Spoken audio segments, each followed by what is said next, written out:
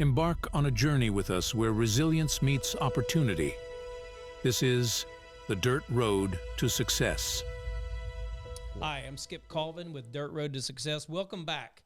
Today's show is really over faith in politics. And we have Christian Collins here with us today. Looking forward to talking to him about, where he's been, his journey, and then maybe where he's going. So we're going to talk a little bit about his history, his education, some of the things that he's doing now with great opportunities in politics. But specifically, we're going to talk about his biblical worldview and how it shapes the way he makes decisions. So good afternoon, Christian. Glad to have you on the show. Well, Skip, thank you so much for having me on. It's an honor to be with you. I appreciate that. So let me tell you a little bit about Dirt Road to Success so you can kind of understand the premise. So I started writing this book around these three topics: faith, family, and work. Okay. Obviously, your faith is very important to you, and then your work is politics or being in the political arena.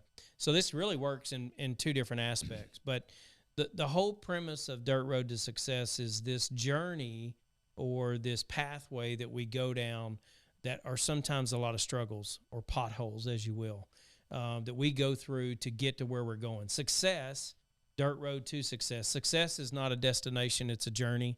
It's something that we're always striving for. If we think we've arrived, we really haven't arrived, if you know what I mean. Right. But the reality is I want to talk to people like yourself about their story, about how they overcame challenges, how they overcame opportunities that were maybe stumbling blocks in their way to get them to where they want to go.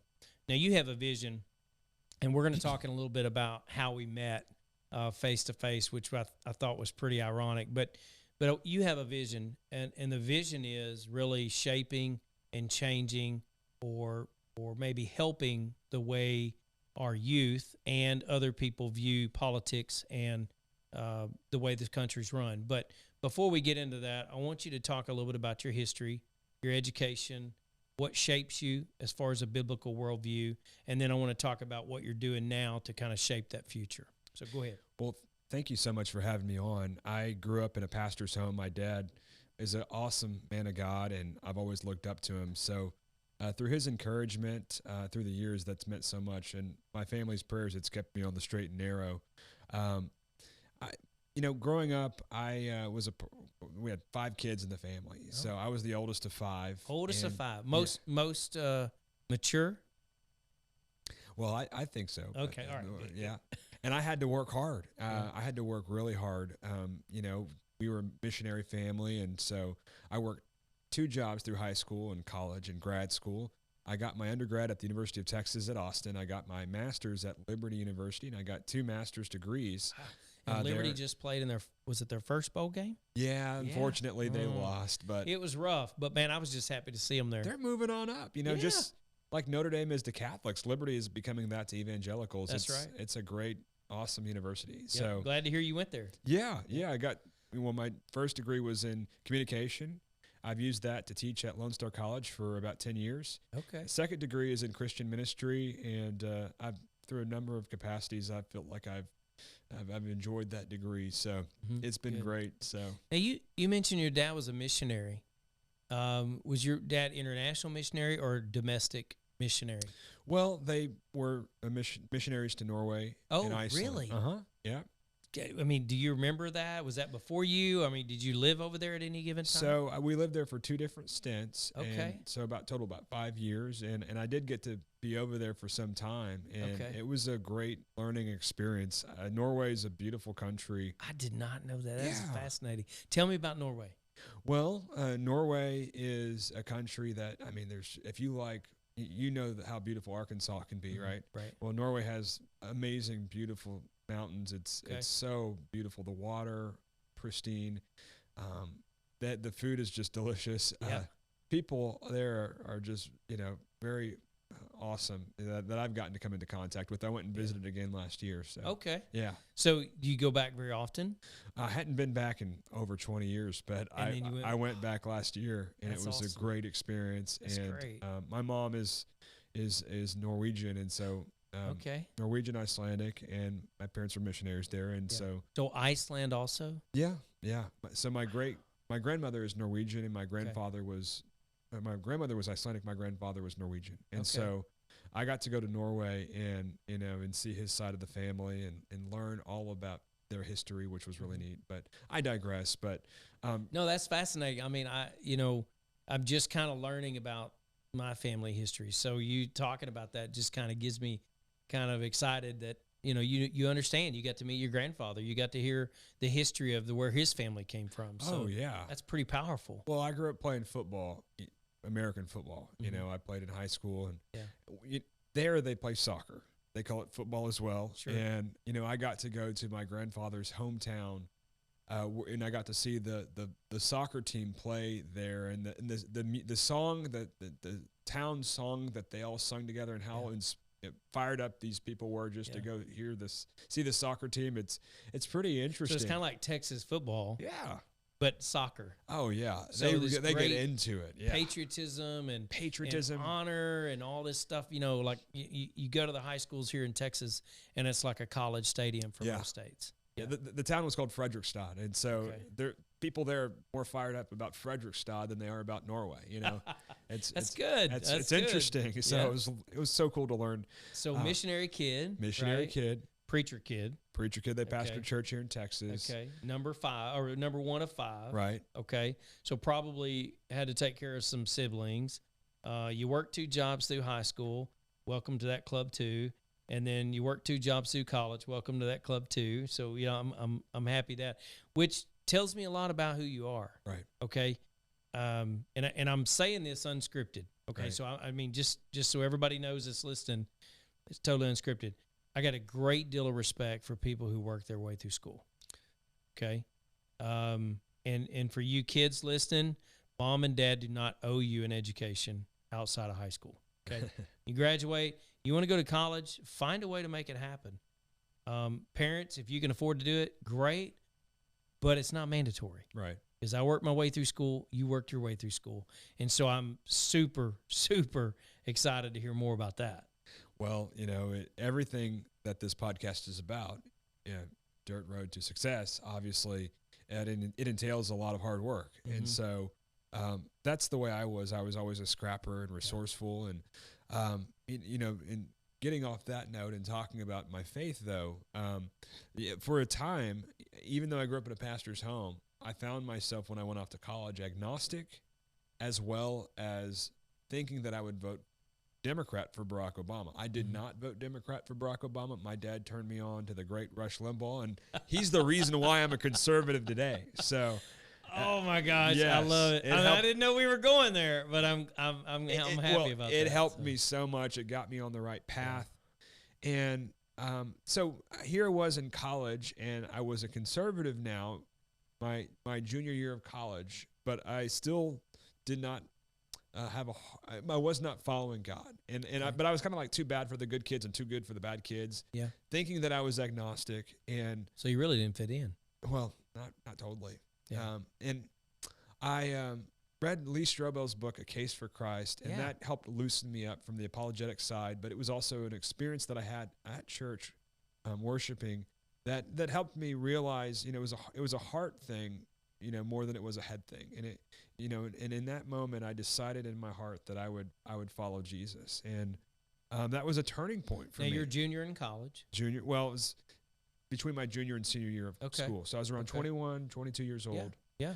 And I just turned my life over to Christ. And so it was an amazing, great thing for me. Only thing was, I didn't know if I would do anything with politics anymore. I'd been majoring in government. I wanted to go into politics. I debated for college Republicans.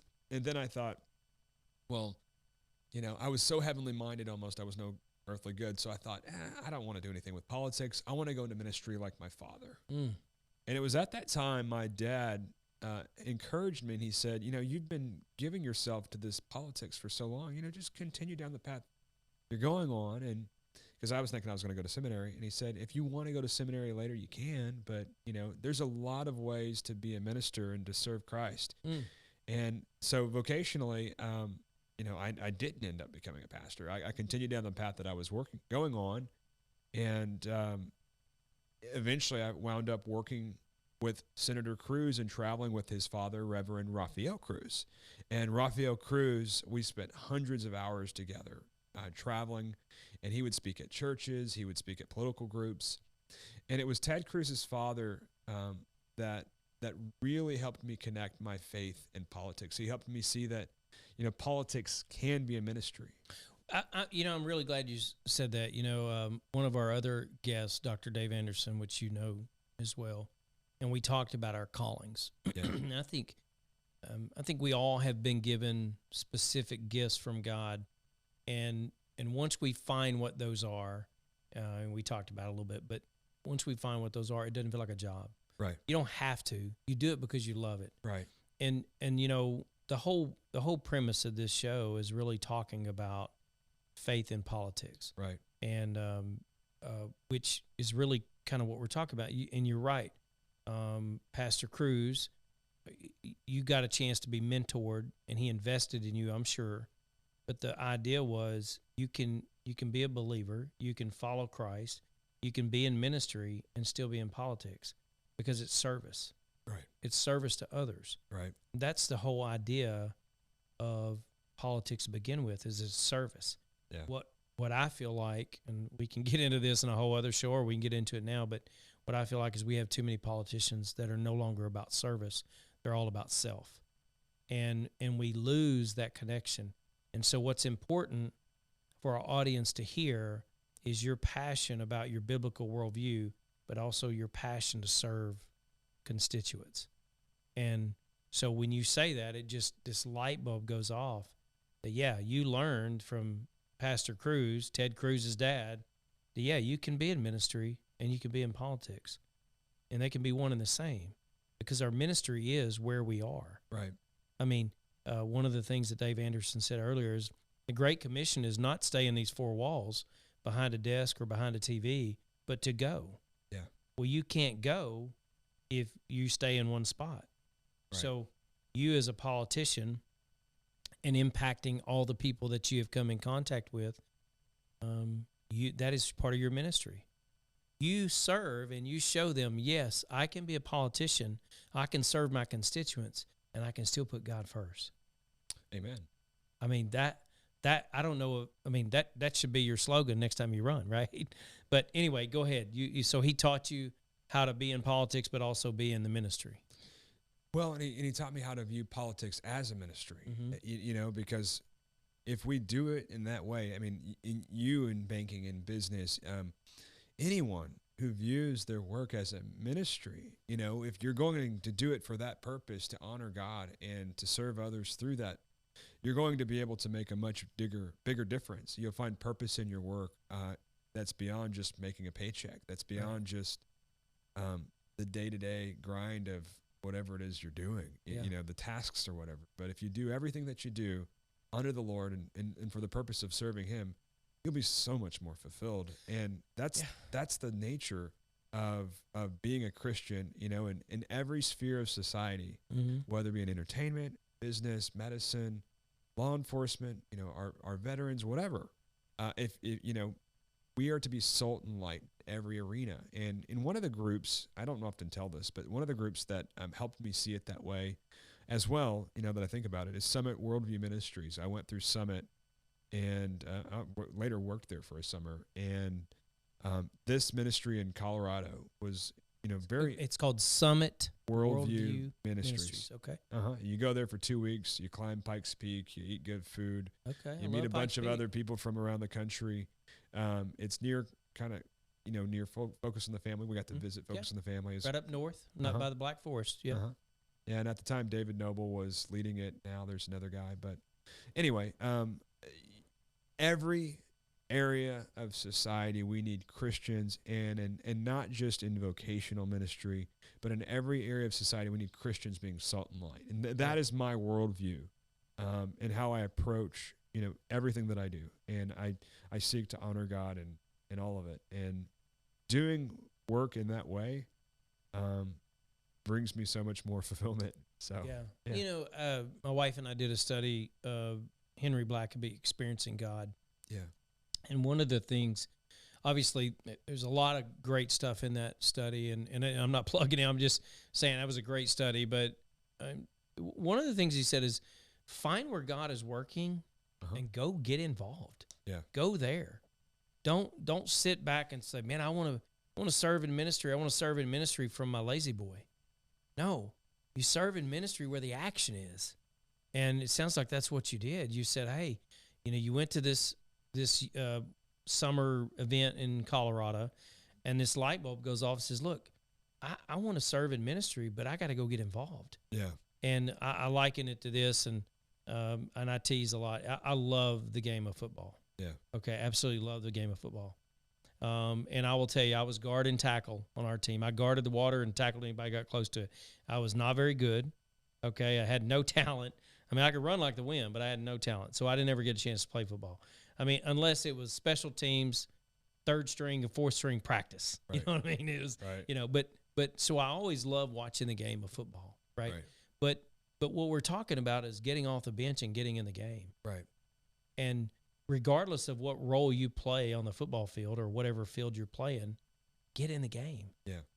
Get in the game and serve. And that's what, Dave and I were talking about too, is that, our objective, our goal, our focus, our purpose is glorifying God. Right. Spreading the gospel. And look, I'm a fallen down sinner every day, right? But my assurance of my salvation gives me the strength to know I just get up every day and do it all over again and try to get 1% better every day. Yeah. That's the focus. Right. So let's recap. Go to school, work your way through school, you get your master's, you're learning all the things that you need to do. Light bulb goes off. My ministry is my politics. Pick up where we left off there. Yeah, so later on, after a couple of other roles, I started Texas Youth Summit.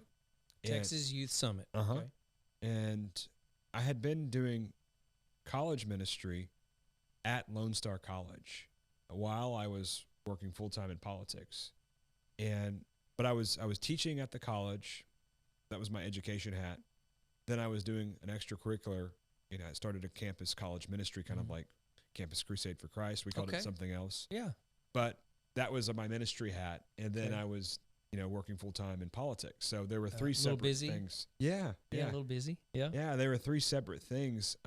And when I started Texas Youth Summit, it really combined, ministry, education, and politics, and into one vehicle where we can bring in young people, educate them on Judeo-Christian and conservative values, principles of limited government, fiscal responsibility, freedom, American exceptionalism, the Judeo-Christian values our country was founded on, all those things. So it's been incredible. I started it in 2019, and every year it's grown. We've had the biggest speakers in the country come. I was just about to ask you just had that in Arizona, right? Wasn't it Arizona? Well, I spoke at another conference. Okay. I spoke at the Turning Point USA conference, and Charlie Kirk has spoken at our conference, and I've been blessed to speak at his. And so, so your last youth summit, when was it? That was last September. Okay. Uh-huh. And where was that located? That was here in Montgomery County at the Woodlands Marriott. So, yeah. And who were your guest speakers? You said Charlie Kirk was one. Donald Trump Jr., Kimberly Guilfoyle. Oh, wow. Yeah, we had a lot of guys. Riley Gaines. Yeah. Riley, that's the swimmer that. Yeah. Yamini Park. Okay. We had many members of Congress that were supposed to be there, but the government was at risk of shutting down. But we had Byron Donalds, Corey Mills, Wesley Hunt, Troy Nels, some of those members of Congress that are.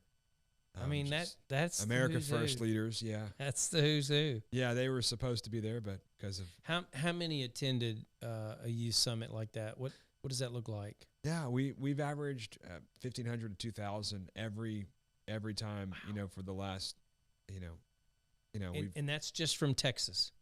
Well, we have people that come from California and Canada. We've had people come from all over, but really, well, it's called the Texas Youth Summit. So we're targeting, the Dallas, Houston, San Antonio, Austin markets, and working to get youth to come and be a part. And it's really about the education of the youth on politics. What else? Constitution, faith. Yeah. little bit of everything, right? Yeah. Yeah. Well, we want them to have the right foundation. I know personally, my worldview wasn't built on the firm foundation; it was built on the sand, and so I learned when I went up to college. I was kind of swept away with bad doctrine, bad ideology, and that's how I became agnostic and so Let's forth. unpack that just a little bit. You see what's going on in these colleges across the nation, and I'm not talking about the Harvard thing. I'm just talking about the what I call the manipulation or the falsehood of what is being taught in colleges as far as our history is concerned. The right and wrong. What is your view of what's going on across the nation with colleges? I'm not talking about high school. I'm specifically talking about colleges. Well, it's unfortunate what's happened with our colleges and universities. I mean, they've become liberal cesspools. You have, liberal presidents, you have liberal deans, you have liberal department chairs, and then they hire liberal professors who get tenure, who, teach and indoctrinate your kids to become radical, leftist, America-hating atheists. And that's not really why you sent them to college. You sent them to college because you thought you were going to give them a good education to compete in a global economy to support America's workforce, to be able to provide for their families one day. You didn't know that you'd be creating a liberal activist with your hard-earned dollars. And I think the challenge with that too, I'm sorry I interrupted you, but think about what you just said. You've got presidents of colleges, you've got deans, you've got tenured professors that are all one way. Right. And if there's an opposing view of a student to that way, then that student is then what? What do? They ostracize them. They try to manipulate them. I've heard of stories, and, I won't get into all of them here, but where the teachers and professors have, hey, if you don't believe this certain way, you're not getting this grade. They're pushing a woke agenda, and if you don't stay in line with that woke agenda, sometimes you are ostracized as a student. But we want our students to push back on, these wrong ideas. I know that when I was a student, I pushed back on one of my professors who was basically implying that all Republicans are racist and there's only white people that are Republican. He was just making these generalizations in class, and it was 200 people in my class. I remember this moment distinctly. And so my junior year, I stood up and challenged him on that basis. And I think he got a little red in the face. But I was polite, but I said that he was wrong. And afterward, I sent him some emails and showed him, I told him and showed some examples of why I thought he was wrong. And, long story short, we ended up connecting, and I spent more time in his class, and he wrote me a letter of recommendation to grad school. That's good. Yeah. That's good. So I've taught students that you can be, as Ronald Reagan referred to, as a happy warrior, and you can challenge people. You can stand up for what's right with a smile on your face. Yeah. Happy warrior, You can be firm and still be But what you're gracious. thinking about is a rarity. What you're talking about is a rarity. Yeah. Because what you just said is you thought for yourself. Yeah. And the challenge, I feel like, and maybe I'm wrong. I've been out of college a long time, right? But I feel like that some universities are not teaching their students to think for themselves. They're teaching them to think like they want them to think. Yeah. And that's unhealthy for the future of America when we have people. You go back 2 generations, and man, the brilliance of a lot of these people. I think about Dave Anderson that was in this, in the podcast earlier. Brilliant guy, right? These guys know how to think for themselves. These ladies know how to think for themselves. And they don't rely on, they trust but verify is what I believe Reagan would say. Trust but verify. And that's the reality. Right. You've got to have people that think for themselves. Future entrepreneurs, future politicians, future educators. They have to be able to think for themselves and be independent of what people are telling them. Trust but verify. Right. Where do you see this going with the education? What would have to happen in order for that education in the colleges to change? And I'm going somewhere with this question. Well, I think more schools like Hillsdale, more schools like Liberty University need to be popping up around the country where you can go and have a conservative or Christian education, and one of those schools is funded by the government. One of them is not. But I think the schools need to be stripped of their funding if they're pushing woke ideology in diversity, equity, and inclusion policies, DEI policies, because they're in many states now. That's against the rules. That's against the law. Where, like in Florida, for example, DeSantis has been very tough on that. Abbott's getting a lot tougher on this here in Texas. And, these schools do not need to be pushing partisanship. They do not need to be pushing liberal ideology. There needs to be a reckoning with these universities so that if they are pushing this stuff, they're going to have to pay for it. And I mean, it's so ridiculous what's happened at Harvard, for example, with those pro-Hamas riots. And you have the former president of that university didn't do anything to stand up for what was right and just continued to let it happen. And some of her statements were just absolutely abhorrent when she testified before Congress. So that's what's happening throughout our country is you have these very anti-Semitic, racist people in charge, and they hate white people. They hate Jewish people, and they also hate anybody who disagrees with them. They hate Christian people, and they want to overthrow Western civilization. Yeah. That's basically what that is. This is such a difficult topic to delve into because there's so many aspects of it, but it's a fundamental. Okay, so think about it this way, and I'll back up and say it a little different way, but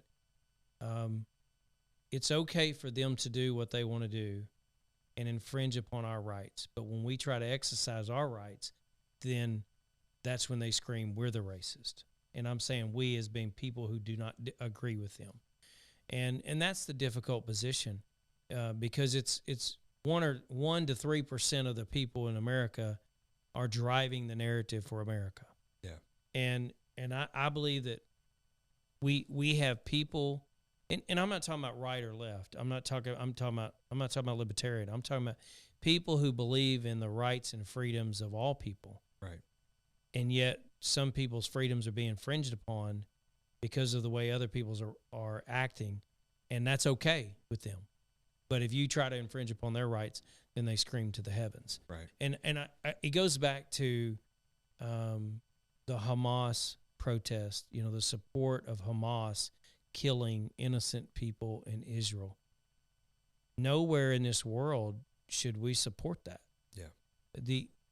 And I don't believe that in the education system that they've educated them enough to know what they're actually supporting. So I'll give you an example. October 7th happens. You have Hamas going to these villages, and I think they're called kibbutzim, but they go into these villages, and they're killing innocent people. They're killing the elderly. They're killing the disabled. They're killing babies. At what point, not in war, these people weren't armed. This was just a savagery. Genocide. So, genocide. Absolutely. But now all of a sudden, because Israel wants to strike back, now Israel's the bad guy. And at what point, if this was their family, if somebody went into their home and killed their family, they would be screaming for justice to the loudest extent that they could. But it's over here, it's out of mind, it's out of sight, and they don't actually understand the geopolitical situation over there. Because history, in a lot of instances, has been erased. It's not taught. It's taken out of the textbooks. And there are people who deny the Holocaust. Yeah. How do you deny the Holocaust? There are museums everywhere that illustrate and display what happened there, so it's pretty clear. Right. It's disgusting, and you have in our country and in many of the Western cities around the world, you have these people in many cases who have come there illegally, yelling phrases like "from the river to the sea." Mm-hmm. From the river to the sea. And that's not means just what? Because a lot of people don't want to. It's not just the obliteration of the nation of Israel; it's the extermination of the Jewish people. Extermination of the Jewish people. Period. Exactly. That's right. That's right. And here's the challenge is mainstream media, and you know who you are, do not want to show that. Yeah. They don't want the facts. They just want their narrative. And that's exactly what that means. Yeah, I was so blessed to be a part of a group called Christians United for Israel, and I've gone to some of their conferences, and I support Pastor Hagee's view of Israel. We have to protect the Jewish people, and I believe that God has a special place for the Jewish people and the nation of Israel, and as Christians, we should support Israel. Yeah, and I agree. I think that's a no-brainer. I think that's not up for debate. Mm-hmm. Which brings me to another comment, which I want to talk about how we actually met. Yeah, which I find to be very unique. Your name had been mentioned to me in several circles when we started the podcast, Dirt Road to Success, mainly because of kind of your history, where you are, where you've been, and where you're headed. Your story's great. Your narrative is great. Your biblical worldview is great. So, I'd heard your name in a couple of circles and that I needed to be talking to you. And then, of course, I knew you were running for Congress in my district, and, I knew all that kind of scenario. And Senator Jason Rayford, who founded National Association of Christian Lawmakers, which is a fantastic organization. It's really a collaborative effort of lawmakers, both sides of the aisle. It's not a Democrat, it's not a Republican. It's both sides of the aisle, lawmakers who are focused on biblical decisions in their legislation. Okay, creating legislation that protects the sanctity of life, the freedoms that we have as inalienable rights, the things that we've been given to in the Constitution, the First Amendment, the Second Amendment, such. So anyway, Senator Rayford's a friend of mine, and he invited me to go to D.C. and, just kind of attend the event and go to the board meeting, kind of understand what they're all about. And I remember sitting, it was a break, and it was before the evening deal, and I'm sitting out there talking to some representatives from Michigan, I believe they were, and we're just kind of talking, just waiting for the evening event. And this guy walks up, and he's pulling his bag, so he just kind of flew in which you can talk a little bit about that. And you sit down and you say your name and say, hey, I know you. And you're looking at me like, what? And so then I talk about, hey, I'm working with this group. We're doing the podcast. This is who told me about you. And obviously I knew about your election stuff. And then we just started talking. It was just like, wow, we're from the same area, just a few miles apart, really. Same county. We're supposed to be talking on a podcast. People are talking, I need to get you on.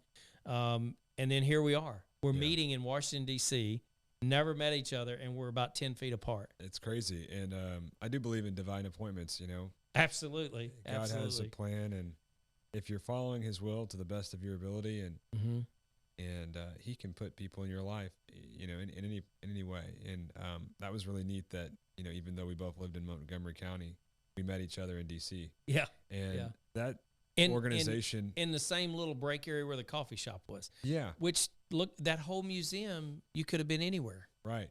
Yeah. And the National Association of Christian Leaders, that event, I was invited to it by a friend of mine who's a state rep here in Texas. And it was really a last-minute decision. I hadn't planned on going, and I just decided to go, and voila. Voila, here we are, yeah. Right? And thinking through what you're talking about and how politics could be your ministry, really NACL, that's kind of what their whole premise is that as lawmakers, as people who serve in those positions, it is their ministry.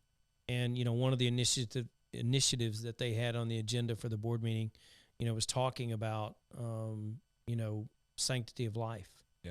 And some of the other things they talked about are really important issues from a biblical worldview. And I was excited to see that. And there was a lot of people. Right. There's a lot of people in that event. Speaker of the House came and spoke that evening. They had some great other speakers that were on there. I think Patriot Mobile was one of the sponsors for the event. And no, I'm not getting paid. I'm just kind of letting you know who was kind of involved.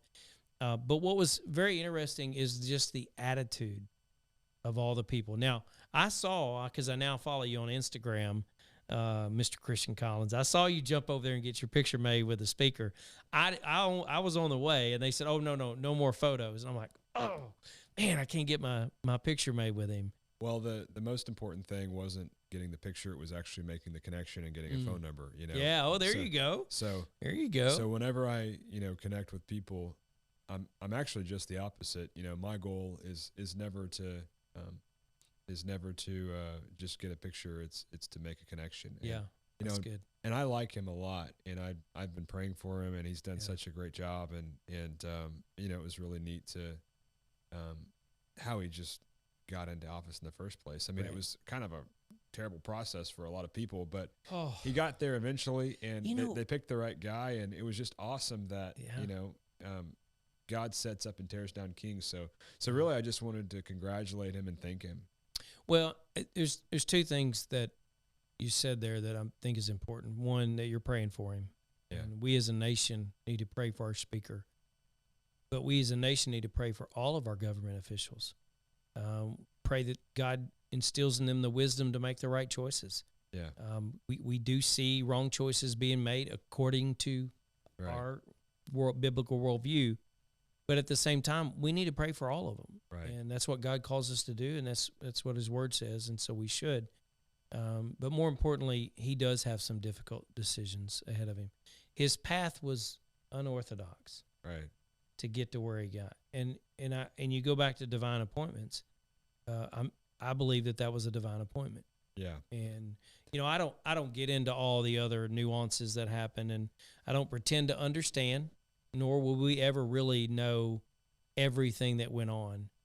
But there's a reason why he is where he is. Right. Right. Well, I've learned, it's those little short conversations that you have right before you take a picture with someone where they form an impression of you, and then they'll remember you, So, rather than, sit on my oils and just, not do anything, I'm always like a Jacob where I grab the heel. Right. I'm like a Jerry Falwell. I don't ask for permission. I ask for forgiveness. I'm a heel grabber, and I'm exactly that way. Yeah. I am always, pushing the envelope, putting myself out there, trying to meet people, connecting. Yeah. And I've really maximized all the opportunities that I've had in my life because, I don't come from a politically connected family, just a humble missionary family. And all the things that I've been able to do in politics has all become because of God's favor, but also because of my willingness to put myself out there. Yeah. And so every speaker that I've ever got to the Texas Youth Summit, they ask, how do you get all these speakers to come to your event? Well, I go there to wherever they are. I get their phone number after I meet them. Yeah. And I'm actually usually not like concerned at all with getting a picture with them because, if the situation calls for it and there's a long line, that's the only way you can meet them. Take the picture. Yeah. But if they're in a room and you can connect with them, I don't care about the picture. I care about I care about the relationship. The relationship. Yeah, that's the key. And I've gotten. You can get the picture later because you've developed the relationship. Well, when they're on stage with me at the Texas Youth Summit, we'll get the picture. There you go. There you go. We'll be in the interview, and I'll be interviewing them or something, and then we'll have a picture together. But my point is. Every person that I've got to come to the Texas Youth Summit, it's because I've met them, I got their phone number, I personally texted them and invited them to come. Yeah. That's how it happens. There's no magic behind it. It's just pretty, that's how I meet everyone. Yeah. It is what it is, right? But I have to have some people skills for them to want to, stay in contact with me, of course. But it's God's favor, but it's a willingness to be persistent and put yourself out there and be at the right place at the right time. Yeah, I like it. Well, let's shift gears a little bit because let's go back to the Youth Summit. Mm-hmm. What's next? What's next for the Youth Summit? Well, this upcoming year, I want to have big speakers like I always have, and it's always a trick to bring different people. I told you some of the speakers we had this past year. Sure. We had different speakers the year prior, so... So who do you want? Who would be the biggest name if you could get them? say it right now. Let's try to get a message to them. Who would it be? I'm still praying about that, but Okay. I mean, the trick is just to bring somebody different, Yeah. So, Somebody that's going to relate to the youth, yeah, to give them a message, to give them a pathway, to give them wisdom, discernment. right. So if you could pick a person, come on, I'm putting you on the spot. So you've had Donald Trump Jr. Well, there's only a couple more people that in the business that's left that I haven't had. So, Are you through thinking, deductive reasoning, Joe Rogan? he I don't know that he's really a self-described conservative or that Okay. he would come to an event like us. I'm just throwing names. Alex Jones? Alex Jones is a great guy. Yeah. I think every theory that he's put out that people call him a conspiracy theorist has come true. Well, I he's saw that really ahead interview of his the other time. day. And Tucker? I love Tucker. And I love Tucker. I got to meet him this year, and we. Oh, did so you he's- really? He's great. Listen, Tucker. I'm really high on Tucker. Yeah, I'm very high on Tucker. Tucker, Youth Summit 2024, Texas. Be there. Okay. I'm just asking. Yeah. I mean, you don't know if you don't ask, right? Right. So who else would you think? We'll What just about Senator Cruz? I mean, could we've he? had him. Okay. Yeah, and he's when I ran for Congress, he Mhm. he backed me big time, and of course I worked for his team, so Yeah. I'm sure he'll want to be back. MTG? I've had her. Yeah, she's endorsed. She endorsed me when I ran for Who Congress. have you not had? Exactly. I've Yeah. had a lot of great people. I've had Candace Owens. I've Oh, I love Candace. had Matt Gaetz. And, I like Matt. Yeah. just the list. I've had Allie Beth Stuckey and Kayleigh McEnany, and we've had so many great people Okay. through the years. So there's, You know, Yeah. I think you need to get Glenn Beck. oh yeah, I've met him a couple times. I would Glenn love to Beck, have him sometime. Youth Summit 2024, Yeah. Texas, be there. See, I just picked up your two top guys, rather Glenn Beck and Tucker Carlson right there. Yeah. Yeah. You'll have fun with that. Let's see how that rolls out. Yeah. You know, the in a serious note, and I know we've mentioned a lot of names, but we're at an extremely pivotal point in our country. So picking the right speakers to come in and give the right message, one that is will resonate with the youth Yeah. of the state, but not just the state of America. Right. Because this needs to be televised, it needs to be published, it needs to be out there where people can see, here is the messaging, here are the facts, Right. here are the beliefs, here's what conservatives believe in. And I don't want to say Republicans or Democrats or whatever, liberals and all that. Let's not put those labels on.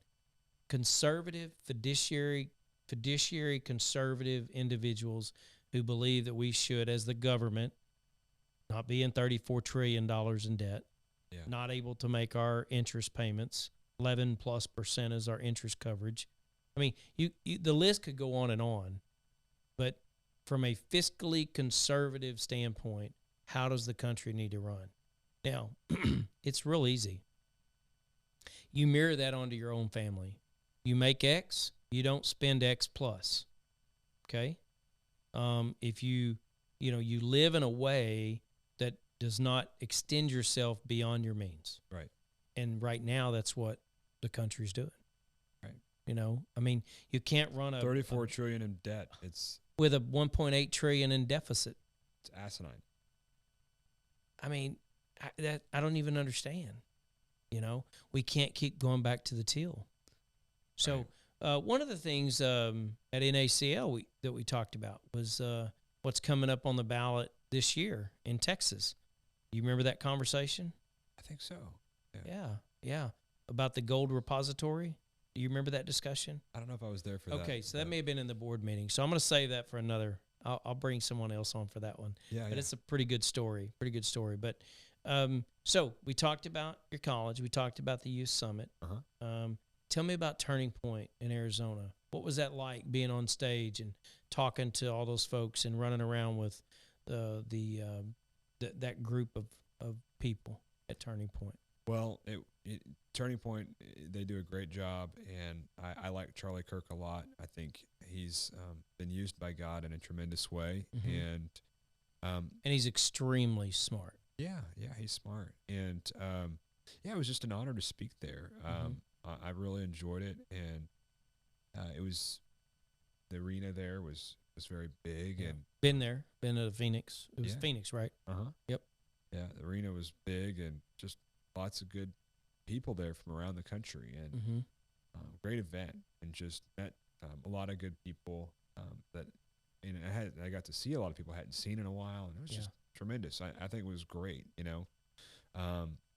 Got to be on Gene Bailey and Flashpoints.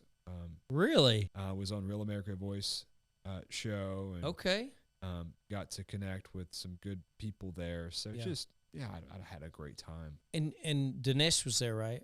He was not. Oh, he was but, not. yeah. Okay. But I think a birdie told me you were in his movie, Police State? Yeah, I was recently in his movie Police State. Okay, so tell me about that. In a way, I did become a pastor because in the movie, there's this futuristic scene, Yeah. and I get arrested because I am encouraging people to bow to God and not to government. And Didn't that just happen in real life?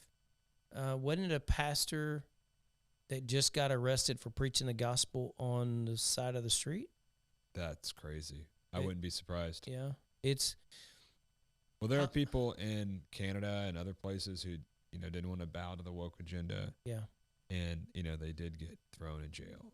Yeah. And there are people that are being martyred all around the world in Mm-hmm. terrible places who are advancing the gospel, and they get Right. persecuted for it. But we're not far from that here in America, just with the way the Biden regime is going. Mm-hmm. And this futuristic scene, I get arrested and thrown into a police car and driven off from my church. And Yeah. you can see Brandon Gill, Yeah. who is running for Congress up in Fort Worth area, great guy. Anyway, he's taking a picture of me as an FBI agent, and he's spying on me and in his vehicle, and so he's Dinesh D'Souza's son-in-law. Okay. So okay. he's in the film too, and so it's a really neat scene. Yeah. And I've not seen that movie, and I'm sorry, but I will get to it. I promise. But I want to watch that. yeah, it's Because worth it. I agree with what you're saying. We are very, very, very close to that being the case. We got to watch it at Mar-a-Lago and had a lot of the influencers from around the country that were there to watch it with us. So it was a really neat, and Yeah. I enjoyed just that whole ordeal. Oh my it was a lot of fun. Wow. So, yeah. So I want to kind of jump on the conspiracy bandwagon and the theme of Alex Jones here for just a little bit, but because I've just recently just kind of set the tone here.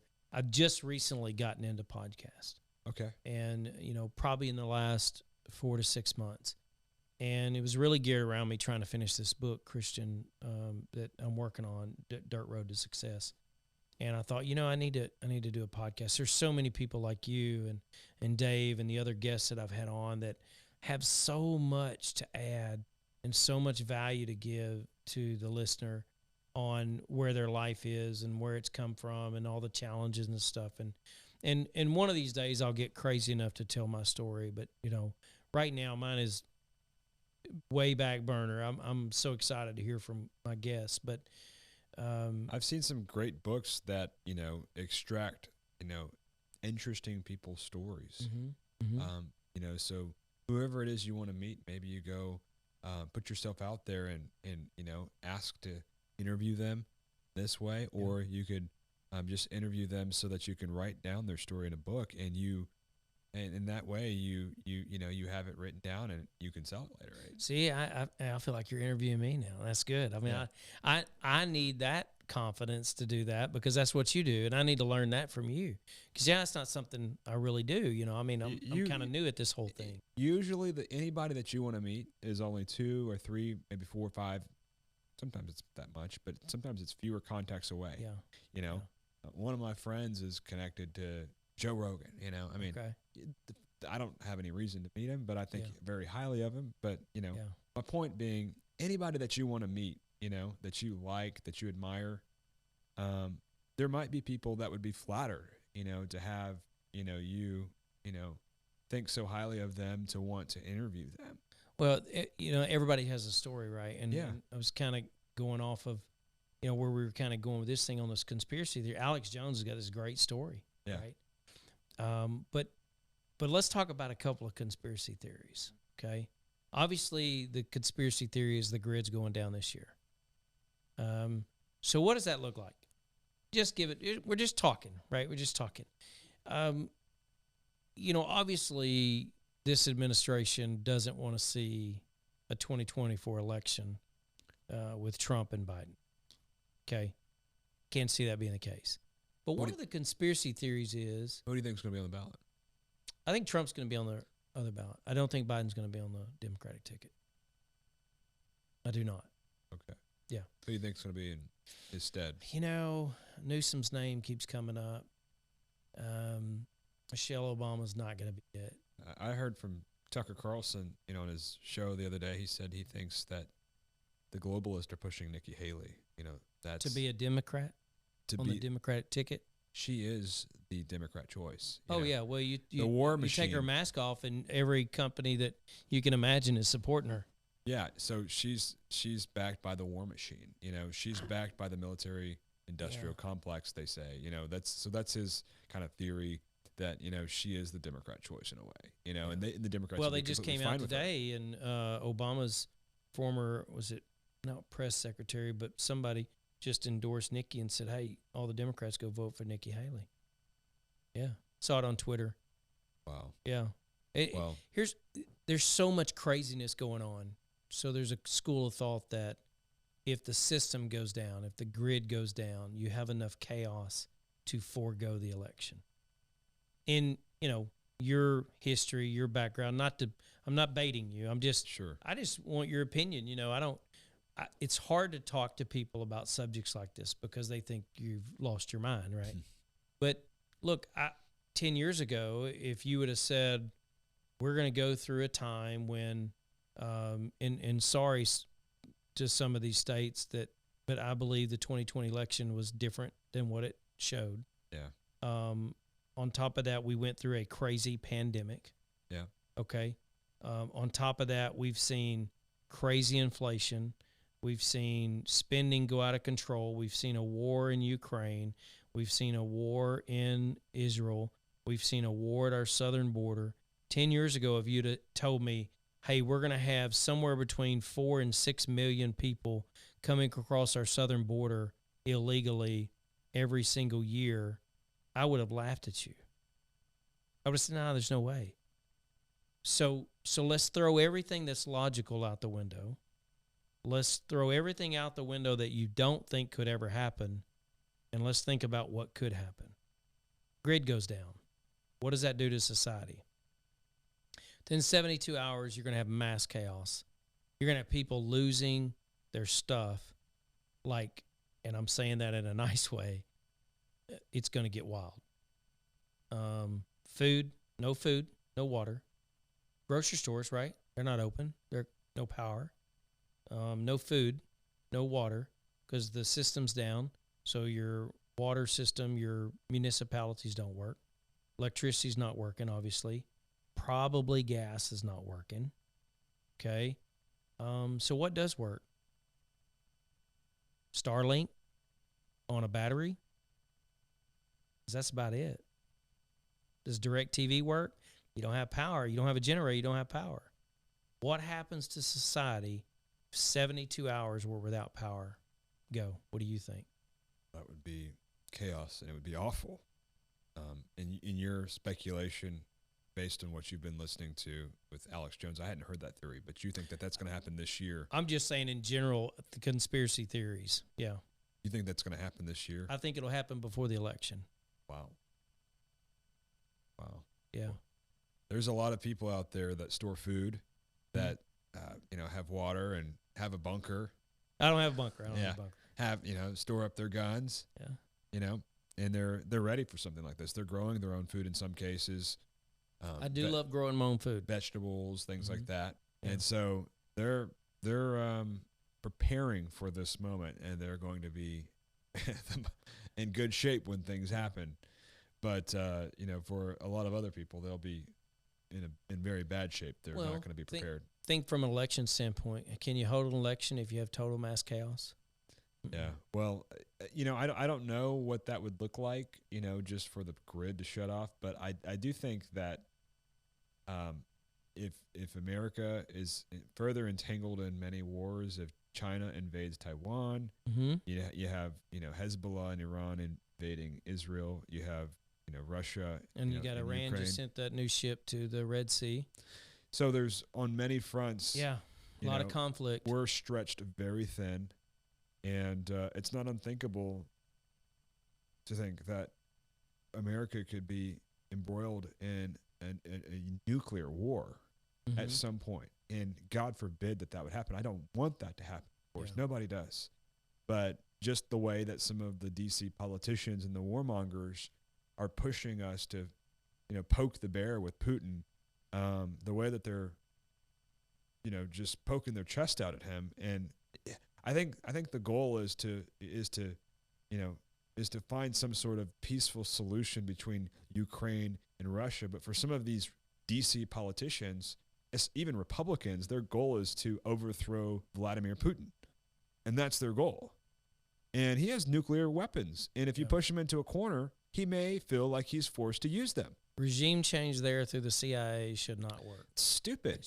Don't even try. I mean, every time that they've tried to overthrow a dictator, it's like pulling out the domino and the whole area collapses. Yeah. Look at Iraq. Yeah. We spent so much time in Iraq. Yeah. What was actually accomplished there? Yeah, that's a great question. I mean, I don't know. And that's why I'm asking. Because it's really sad to see how many lives that were lost and how much further our country's in debt. Yeah. I mean, and I think too, you're on to something here. The reality, first thing, let me say this. there weren't evidently weapons of mass destruction there. Yeah, no, that was Evidently there wasn't. Yeah, I mean, that's right. That's right. But the warmongers wanted us to go. Yeah. You think about our military, which is by far the greatest military on the planet. Yeah. Okay. But unfortunately, and this is so sad, I see that our military is disenfranchised in some respects. You just saw that letter come out, all those different military leaders signing off that basically their wokeness is gutting it from inside out. And that came out a couple of days ago, I think. Well, through the vaccine, they've purged our military of many conservatives. That's right. Those that are not willing to have taken the vaccine, they've gotten rid of the ones they don't want, because that's a way that they've, now they're, got all these Democrats in places of authority in the top, and they're, it trickles all the way down. They're trying to have, basically a very partisan leftist military. Yeah. And I will tell you this, I love our military. I love our law enforcement. I love our first responders. Absolutely. And it's the people that have served our country, that have fought and bled for our country. We salute them. Absolutely. And they don't make the decision whether to go to war or not. They just, when duty called, they answered. That was their call. That's right. But there are very stupid people in positions of authority who are sending them off to war. That's right. And stuff that they do not need to be going to. It's a waste of our country's blood and treasure. Yeah, I think what we've got to do is we've got to take a step back and reassess our priorities. And for me, and this comes back to you, faith in politics, right? Yeah. If you decide to run for office again and you are successful in getting into office, you're going to be faced with some very difficult situations like this. Hey, we need to send our military here. We need to send our military there. And it's a challenge when you have people who, like what we talked about, are the warmongers that really in some capacity have a vested benefit in that being the case. I like those that have served in our military that go off to serve in Congress. Generally speaking, I think they are the status quo. They end up supporting the war machine. Yeah. And I like those who have served in the military who end up with the worldview of Steve Bannon. They're America first. Yeah. And America first is key. America first is key. Absolutely. And Corey Mills and Troy Nels, they've served in the military. There are some very good ones. Wesley Hunt, he's very America first, very conservative. All those guys are awesome. Speaking of military, I want to shift gears. I'm not trying to get off this, but I want to talk about this before we wrap up. Obviously, Morgan Luttrell represents our district. Former Navy SEAL. Yeah. Served his country honorably, and I've reached out to his office a couple times. I'd love to get him on the podcast. Not so much for this type of discussion, but so that our viewers can see what his work is with the VA. I've been kind of following that work, and he is really, really putting a lot of emphasis on the VA, and so I'm very happy about that. Coming from a lot of VA veterans in our family, I kind of understand some of the things that were broken, and he's trying to fix that. So, Congressman Luttrell, if you're listening, or if somebody can get a message, love to have you back. Even your old roommate that was in the SEAL teams with you guys is telling you, hey, reach out to me. We want to get you on the podcast. But I know you ran against him, and I'm not going to get into that too much just because, he won. I think you said he won fair and square. But your opportunity's coming. And as a biblical worldview, a faith-driven person sitting in the seat of politics, I'm excited to see where you go. I'm excited to see what your next step is. Thank you for your support, Yeah. and I'm praying for Morgan to do a great job, and Yep. and so far, I haven't paid attention to everything he's done, but I haven't seen anything that he's done that was bad. So, I'm rooting for him. I hope he does really well, and God has a plan for him. God has a plan for me. So Yeah, that's right. And I think too, in his position, and I don't know him, so I'm prefacing this with this. But I think he's a pretty strong personality. I don't think he's going to get pushed around, and that happens a lot to the junior congresspeople. They get into office and they're the junior person, and as he would call it. And if I ever get a chance to meet him, I'll say, hey, how is it being the FNG? Because that's what he is. These new guys coming in, and it seems like sometimes they want to kind of steer them and control them, and there's one thing for mentoring and teaching the ropes, and there's another one to manipulate and steer you into the direction that he wants somebody to go. And I've heard horror stories about that. So, that's one of the questions I'd like to ask him. Hey, as a junior guy, as the new guy on the block, what surprised you? What didn't? So I want to ask some of those questions. But back to your deal. We talked about Youth Summit. We talked about Turning Point. I'm going to go ahead and say now, if you get Tucker Carlson or Glenn Beck, I just want full credit for that, by the way, just so you know. So our group is called Texas Youth Summit. Texas Youth Summit. And TexasYouthSummit.com. Okay. And you can learn more about our organization. We're focused solely on Texas. And so, we'd love to have let me people pitch involved with this that. for you just for a minute. Parents, if you're looking for a place where your youth can get plugged in and be around the right people, teaching the right things to give them ammunition, to give them power, to give them a voice, get them involved in the Texas Youth Summit. Get them involved with this group. Send them to those meetings. Get them plugged in. Parents, you have a choice when you send your child off to college. If you're going to pay for it, your voice is there. Make sure that they're getting the right information, the right education, and the right influence. As my wife always says, and my wife is brilliant, she married me, but show me your 5 friends, and I'll show you where your influence is. I'll show you where your future is. Right. Think about that. Yeah. And I always say this, keep your bubble small and only let the lucky ones in. Because really, that bubble needs to be the people that are truly, truly invested in your success. Right. You can't have people that don't care about you, Christian, that are just wanting to ride coattails and do whatever. They have to have a vested interest in your success. If they don't have that vested interest, put them outside the bubble. Doesn't mean you don't do business with them, but they don't have to be in the bubble. Yep. Hey, I want to thank you for being on the show. I really would like for you to come back once you see what your future holds. Definitely, if you're going to run for office again, I want to have you on. I want to talk about issues next time on the show, if you can.